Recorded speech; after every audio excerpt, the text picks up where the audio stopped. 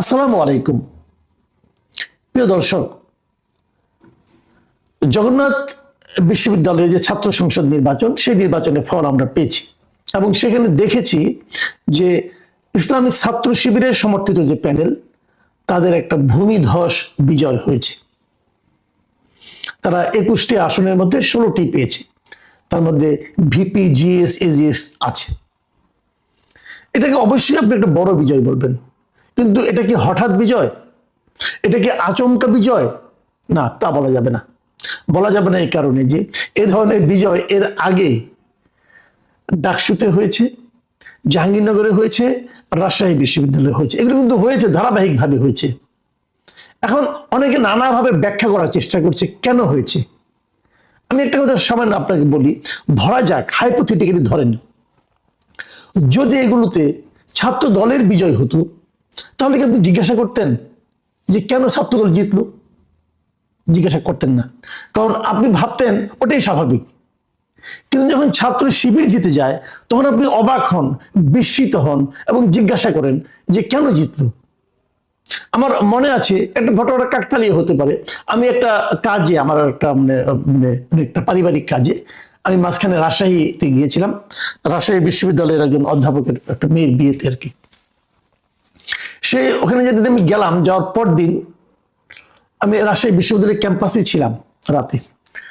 তো থাকার পর পরদিন যেদিন রাকসু নির্বাচনটা হয়ে গেল, ওদিনে রাতে আমি যে এখানে পৌঁছেছিলাম, পরের দিন সকালে পৌঁছেছিলাম। পরের দিন সকালে আমি ওখানে পৌঁছেছিলাম। পৌঁছে ক্যাম্পাসের মধ্যে একটা ওদের যে রেস্টুরেন্টে সবাই তারা খায়, ওখানে ওপেন জায়গায়, সেখানে আমি সকালে নাস্তা করছিলাম। ওখানে বেশ কয়েকটা মিডিয়ার লোকজন ছিল, বিভিন্ন ঢাকার মিডিয়া। তাদের একজন আমাকে দেখে তারা চিনতে পারলো, যে কোনো কারণে হোক চিনে আমার কাছে তারা গেল, যে জিজ্ঞাসা করলো, আপনার কি মনে হয় এর রাকসুতে শিবিরের বিজয়টা কেন হয়েছে? তা আমি সরলভাবে বলেছিলাম যে স্টুডেন্টরা তাদেরকে ভোট দিয়েছে, তাই তারা জিতেছে। এটা পরে দেখলাম যে বিভিন্ন মিডিয়াতে অনেকে দেখলাম, এটা সামাজিক মাধ্যম অথবা অনেকেই দেখলাম এটা খুব শেয়ার করেছে এবং বলেছে আমি এটা বলেছি। হ্যাঁ, আমি এটা বলেছি। আমি কিন্তু এটা ঢাকা বিশ্ববিদ্যালয়ে বলেছি, সব জায়গায় বলেছি যে স্টুডেন্টরা ভোট দিয়েছে তাই জিতেছে। আপনি বরং প্রশ্ন করেন স্টুডেন্টরা কেন ভোট দিল, এবং এই প্রশ্ন করার জন্য আপনাকে বেশি দূর যাওয়ার দরকার নাই। আপনার ঘরেই একটা স্টুডেন্ট আছে, হয়তো বা সে ঢাকা ইউনিভার্সিটিতে পড়ে না, হয়তো জাহাঙ্গীরনগরে পড়ে না, জগন্নাথে পড়ে না, রাজশাহী ইউনিভার্সিটিতে পড়ে না, চিটাগাং ইউনিভার্সিটিতে পড়ে, হয়তো এখানে কোনোটাতেই পড়ে না, হয়তো সে একটা বেসরকারি বিশ্ববিদ্যালয়ে পড়ে, হতে পারে। কিন্তু কিন্তু তাকে জিজ্ঞাসা করেন, সে বলতে পারবে কেন ঘটনাটা ঘটেছে। এটা আসলে পার্টিকুলার কোনো একটা বিশ্ববিদ্যালয়ে ঘটেনি, এটা একটা জেনারেশনের মধ্যে ঘটেছে, একটা প্রজন্মের মধ্যে ঘটেছে, একটা প্রজন্মের মধ্যে পরিবর্তন হয়ে গেছে। আমি আপনি টের পাইনি, এই জন্য আমি আপনি অবাক হচ্ছি, ওরা কিন্তু অবাক হয়নি। এটাই বাংলাদেশের রাজনীতির বর্তমান বাস্তবতা। এই বাস্তবতাকে যদি আপনি মেনে নিতে না পারেন, তাহলে আপনি অবাক হবেন, বিস্মিত হবেন। আর যদি মেনে নিতে পারেন, তাহলে ভাববেন যে হ্যাঁ, এটাই স্বাভাবিক। এখন আমরা আলোচনা করি যে কেন হলো। যারা এটাতে অবাক হন, তাদেরকে একটু উপলব্ধি দিতে চাই আমি। ভাই, আপনারা একটু চিন্তা করুন সোসাইটিতে কি ঘটছে এবং কেন ঘটছে। আমি কিন্তু এর ভালো মন্দ নিয়ে কথা বলছি না। আমি আবারও বলি, আমি এখনো মনে করি আমাদের এই প্রজন্ম চায় বলেই এই রেজাল্ট আসছে। এবং যে কথা আমি শেষে বলবো, সেটা আগে একটু বলে নেই, যে আগামী নির্বাচনেও আমাদের ভোটাররা যা চাইবে তাই ঘটবে। যদি সেখানে ম্যানিপুলেশন না হয়, যদি সেখানে ভোট ডাকাতি না হয়, যদি সেখানে নির্বাচনের নামে কোনো হঠকারী সিদ্ধান্ত কেউ না নেয়, তাই ঘটবে যা ভোটাররা চাইবে। এখন ভোটাররা কি চায় প্রথমত বলে নেই। এই যে স্টুডেন্টরা, এই যে ইয়াং প্রজন্ম, নতুন একটা প্রজন্ম, তারা যে ইসলামী ছাত্র শিবিরকে ভোট দিয়ে নির্বাচিত করছে, তারা কি জাতীয় নির্বাচনে ভোটার না? তারাও ভোটার। তারা যে পরিবারে থাকে সেই পরিবার ভোটার না? সেই পরিবারও ভোটার। আমি একটা অদ্ভুত একটা জিনিস দেখলাম, আমি আপনাদেরকে এটা একটু শেয়ার করতে চাই। একটা পত্রিকায় দেখলাম যে ওনারা বেশ কিছু লোকের সঙ্গে আলাপ করেছে, অনেক স্টুডেন্টের সঙ্গে আলাপ করেছে ঢাকা ইউনিভার্সিটি এবং অন্যান্য ইউনিভার্সিটিগুলো রেজাল্টের পর। এবং সেখানে একটা মেয়েকে জিজ্ঞাসা করেছে যে তুমি কেন শিবিরকে ভোট দিয়েছো। সে বলছে কি জানেন, উত্তর শুনলে অবাক হয়ে যাবেন। সে বলেছে আমার মা বলেছে ওদেরকে ভোট দিও। মা কেন বলে? মা বলে এই কারণে, মা তার কন্যা সন্তানের নিরাপত্তা চায়। মা বুঝতে চেয়েছে যে কারা ছাত্র সংসদে আসলে তার কন্যাটা নিরাপদে থাকতে পারবে, সে মা বলেছে। আবার আরেক দিকে কথা, মা কেন বলেছে? মা তো আগে বলতো না, এখন মা কেন বলে? তার মানে মার মধ্যেও কি কোনো পরিবর্তন হয়ে গেছে? হ্যাঁ, হয়েছে। এই জায়গাটাতে আমাদের যে ট্র্যাডিশনাল পলিটিক্যাল পার্টিগুলো আছে, সেই পার্টিগুলোকে একটা শিক্ষা নিতে হবে। সেটা আমি বলি, আমি নিজে অনেক জায়গায় যোগাযোগ করে দেখেছি, এবং আমারও তো গ্রামে লোকজন আছে। গ্রামাঞ্চলে, মফস্বলে মেয়েদের মধ্যে জামাতে ইসলামী অসম্ভব, মানে অভাবিত তারা কাজ করেছে। এটা অন্য অন্য আমাদের ট্র্যাডিশনাল পলিটিক্যাল পার্টিগুলো চিন্তাও করতে পারবে না তারা কি পরিমাণ কাজ নারীদের মধ্যে করেছে। আমার মাঝে মাঝে খুব হতাশ লাগে এটা ভেবে, যে আগামী নির্বাচনে এই নারীদের মধ্যে যারা এত কাজ করলো, যারা আগামী নির্বাচনে যারা নারীদের কাছ থেকে প্রচুর ভোট পাবে বলে আমি এখনো মনে করি, সেই জামাতে ইসলামের প্রার্থী তালিকায় নারী নাই। এটা আমাকে খুব আহত করে, হতাশ করে। কেন তারা এটা করছে? এটার কিন্তু আবার আফটার ইফেক্ট থাকতে পারে। এটা ওনারা ভালো বুঝবেন, ওনাদের হয়তো এটাই রাজনীতি, হয়তো এটাই বাংলাদেশের নারীরা চায় যে আমাদের উপর অন্য কেউ মাতব্বরি করবে, আমরা এটা মেনে নেব। আমি জানি না, আমি বলতে পারবো না, কিন্তু এটা আমাকে একটু হতাশই করে বলা যায়, একটু অবাক করে।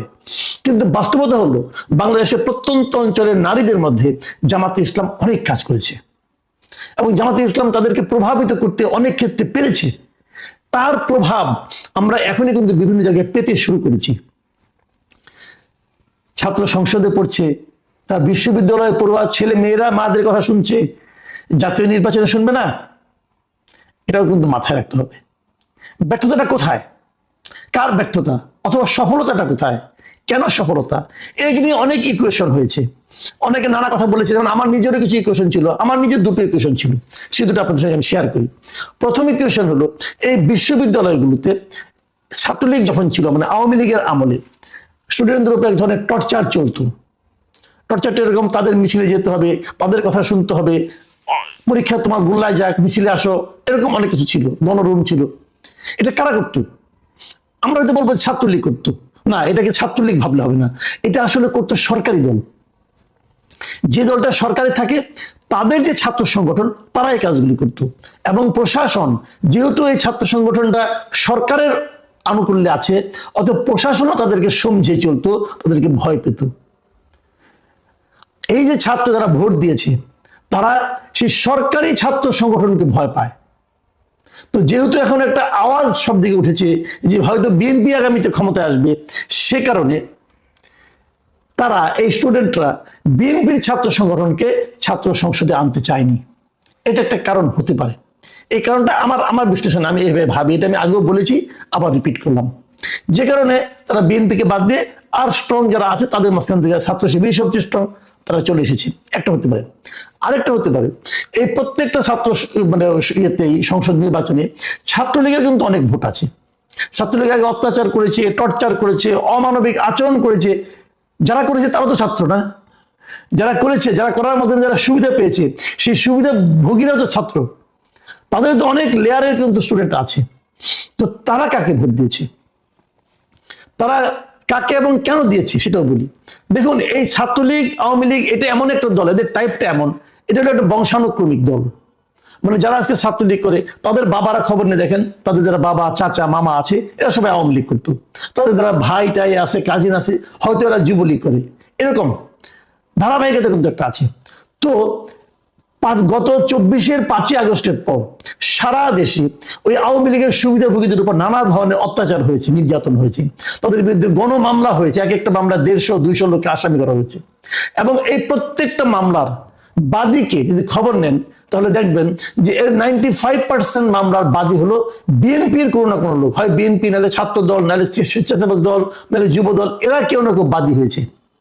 এবং এই যে মামলা, চাঁদাবাজি, দখলদারি, এই সমস্ত প্রত্যেকটা ঘটনা কিন্তু আপনি দেখবেন বিএনপির নাম জড়িয়ে আছে। তো তারা যখন স্টুডেন্ট যখন ভোট দেওয়ার সময় দেখছে যে আমার পিতাকে দৌড়ের উপরে রেখেছে বিএনপি, আমার চাচা, মামা, খালা, ফুপু সবাইকে বিএনপি দৌড়ের উপরে রেখেছে, তো বিএনপির ছাত্র সংগঠনকে আমি কেন ভোট দেব? এবং এই প্রত্যেকটা জায়গায় বিএনপির দৌড়ের পাশাপাশি বিএনপি 10 জনকে দৌড়ের উপরে রাখছে, তাহলে 2 জনকে আবার জামাত ইসলামী একটা সাপোর্ট দিয়েছে, একটা শেল্টার দিয়েছে। তারা কিন্তু জামাতে ইসলামের প্রতি এক ধরনের কৃতজ্ঞতা অনুভব করেছে। সেই কৃতজ্ঞতায় কিন্তু ক্রমে ক্রমে তাদের সন্তানদের মধ্যে সংক্রমিত হয়েছে এবং তারা এখানে সেই ভোটটা দিয়েছে। এরা এই জন্য বিএনপি ছাত্র সংগঠন তাদেরকে বাদ দিয়ে বিকল্প কাউকে বেছে নিয়েছে। এই দুটো আমার ধারণা ছিল।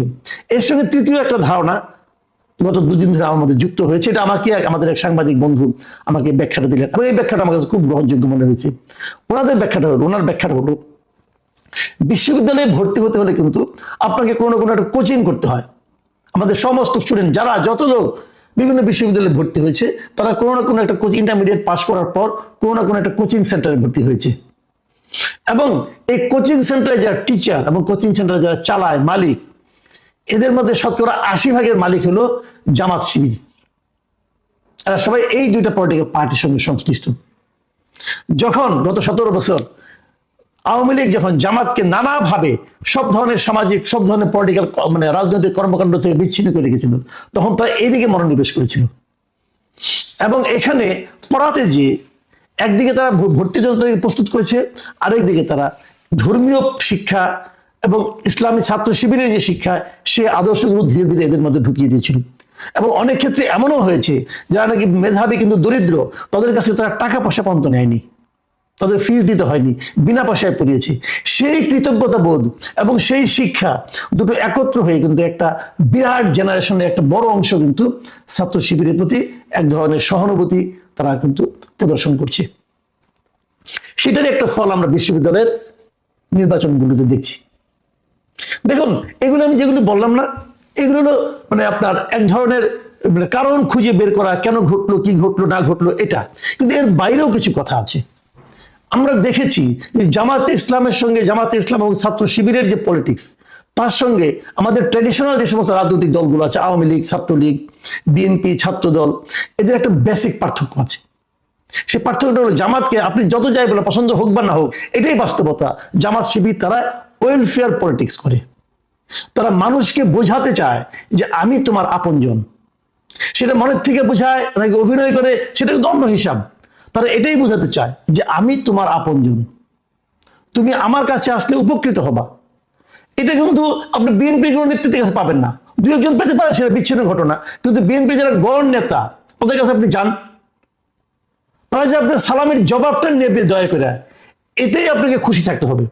আপনি এটুকু ভেবে খুশি হবেন যে আমি 10 বার সালাম দেওয়ার পর অন্তত 2 বার উনি জবাব নিয়েছেন, উনি জবাব দিয়েছেন, অতএব আপনি মুগ্ধ। এই ধারণা নিয়ে আপনাকে বাস করতে হবে। তো মানুষ আর কতদিন জিন্দাবাদ বলবে? ওয়েলফেয়ার পলিটিক্সটা আসতে হবে। আমি কিন্তু এই জন্য বলেছিলাম যে তারেক রহমান যখন দেশে আসলেন, ওনার মধ্যে কিন্তু সেই ট্র্যাডিশনাল পলিটিশিয়ানের অ্যাটিটিউড আমি দেখিনি। ওনার আচার আচরণে আমি দেখিনি। ওনার আসার কারণে এই যে মানুষের কষ্ট হল, উনি সেদিন দুঃখ প্রকাশ করেছেন। ওনাকে কেউ একজন গালি দিল, তাকে উনি আপনার জেলখানা থেকে ছাড়িয়ে আনার জন্য সুপারিশ করেছেন, বলেছেন আমাকে কেউ গালি দিতেই পারে, সমালোচনা করতেই পারে, এই জন্য তাকে আপনি জেলে নেবেন কেন? এটা কিন্তু ট্র্যাডিশনাল পলিটিক্সের মধ্যে পড়ে না। উনি কিন্তু উনি আসার পরেও সেটাও তো ছাত্র দলকে হাত জিতাতে পারলো না। এটারও কারণ আছে। এটা হলো উনি যে অল্প সময় এসেছেন, মাত্র কয়েকদিন, উনি হাইপটা তুলতে পেরেছেন, মানুষের মধ্যে একটা জোয়ার উনি তুলতে পেরেছেন, হয়তো অটোমেটিক উঠে গেছে। কিন্তু সেটা সেই স্টুডেন্ট যা নাকি সবকিছু একটু লজিক দিয়ে চিন্তা করে, তাদের মধ্যে পর্যন্ত পৌঁছায় নাই। কি কারণে পৌঁছায় নাই? তারেক রহমানের সঙ্গে সঙ্গে ওনার নেতৃবৃন্দের মধ্যে কি সেই পরিবর্তনটা আসছে? আমি একটা এক্সাম্পল দিয়ে বলি। এই যে আমি 3টা ঘটনার কথা বলি আপনাদেরকে।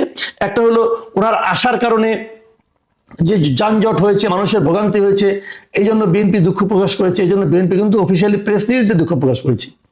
যেখানে ওনাকে সমাবেশ করা হয়েছিল, সেখানে ময়লা আবর্জনা পড়েছিল, সেটা পরিষ্কার করার জন্য বিএনপি উদ্যোগ নিয়েছে, সেটাও বিএনপি প্রেস রিলিজ দিয়ে করেছে। এবং ওনাকে সমালোচনা করার জন্য যাকে গ্রেপ্তার করা হয়েছিল, তার ব্যাপারে তাদের কোনো ক্ষোভ নাই, তাদের কোনো অভিযোগ নাই, সেটাও বিএনপি প্রেস রিলিজ দিয়ে করেছে। আচ্ছা ভাই, এই প্রেস রিলিজগুলি এতদিন দেন নাই কেন? তারেক রহমান আসার কারণে কেন দিলেন? আসার পর কেন দিলেন? তার মানে এতদিন কি আপনাদের সঙ্গে তারেক রহমানের কথাবার্তা হয় নাই? হয়েছে। উনি দূরে ছিলেন বলে হয়তো এগুলো উনি দেখেন নাই। দূরত্ব একটা ফ্যাক্টর। কিন্তু আপনারা কেন উপলব্ধি করতে পারলেন না? আপনারা তো ওনার কাছে ছিলেন, আপনারা কেন ওনার সঙ্গে কথা বলে ওনার মন মানসিকতা বুঝেন নাই আপনার নেতা কি চায়? বুঝেন না ওনার উনি কোন পলিটিক্স চালু করতে চায়? আপনি কেন করেননি? করেননি এই কারণে, এটা যে করার দরকার এটাই তো আপনি ফিল করেন না। আপনি তো ওই রাজনৈতিক স্কুলে পড়েন নাই রে ভাই, আপনি তো সেই ট্রেডিশনাল পলিটিক্সের মধ্যে আছেন। আর রাজনীতি পরিবর্তন হয়ে গেছে ভাই, রাজনীতি এখন জনগণের কাছে চলে যাচ্ছে। জনগণ সিদ্ধান্ত নিবে আপনি কি আচরণ করবেন, আপনার সিদ্ধান্তে জনগণ আর চলবে না। সেই রাজনীতি যদি না করতে পারেন, সামনে কিন্তু বেশি দিন সময় নাই। আমি কিন্তু সবাইকে বলছি, এটা মনে করার কোনো কারণ নাই যে বিএনপিকে আমি হেল্প করাতে চাচ্ছি। আমি ভাই হেল্প সবাইকেই করছি। আমি বলতে চাচ্ছি যেটা, সেটা হলো জনগণ সিদ্ধান্ত দেবে যে দেশকে চালাবে। জনগণ সিদ্ধান্ত দেবে আপনি পলিটিক্যাল লিডার আপনার কি আচরণ করা উচিত। সেটা আপনি যদি না মানতে পারেন, যে জনগণের সেই সিদ্ধান্ত, জনগণের সেই ইশারা যদি আপনি বুঝতে না পারেন, তাহলে আপনি আপনার জন্য নিজে কবর খুলবেন। এবং জনগণ সেই ইশারা কিন্তু দিচ্ছে। এই যে স্টুডেন্ট মানে আপনার যে পলিটিক্স, এই যে বিশ্ববিদ্যালয়গুলোতে যে ছাত্রদের যে রায়, সেই রায় কিন্তু সেই ইশারা। আমি প্রথমটাকে হয়তো ভেবেছিলাম যে হঠাৎ করে আচমকা হয়ে গেছে, কিন্তু যখন পরপর এরকম 4বার 5বার হয়, একই ফল হয়, তখন কিন্তু আমি বলবো যে বিএনপি অথবা অন্য যারা ট্র্যাডিশনাল পলিটিক্স করছেন, তাদের আরেকবার নিজেদের দিকে তাকানোর প্রয়োজন দেখা দিয়েছে। নিজেদের দিকে তাকান, আত্ম উপলব্ধি, আত্মসমালোচনা, এটা আপনাদেরকে সামনের দিকে নিয়ে যাবে।